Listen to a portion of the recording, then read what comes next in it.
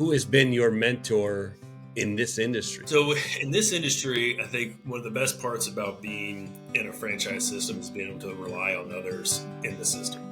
And so there are a couple guys who I turn to who are much farther down the path, running very successful businesses, that I can text them, call them as needed, but we get together, at least a few times a year at conferences and things like that, where I can pick their brain and ask them things like, am I crazy for doing this? Does this sound right? What would you do in this situation? Have you come across this?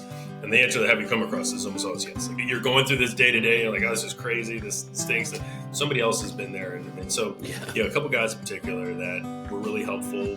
One of them, when I was doing my due diligence and I hadn't even committed to starting the franchise, that was actually one of the things that drew me to this franchise, was everybody was extremely open and collegial and willing to share. I'll give a shout out to one of the guys, Matt Moten in Cleveland, who's just a great leader in our franchise system. I remember he doesn't know me from Adam. I'm bugging him like, hey, can I ask you these questions about what it's like to be a flooring business owner? Probably, sounding like a complete idiot.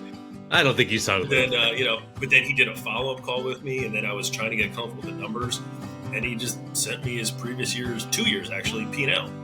And again, but I just thought that spoke volumes. And who, not how, my friend. Yeah.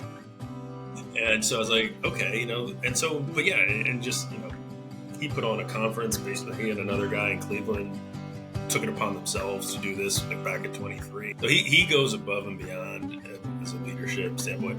I hope he doesn't listen to this, because then that'll get even big now.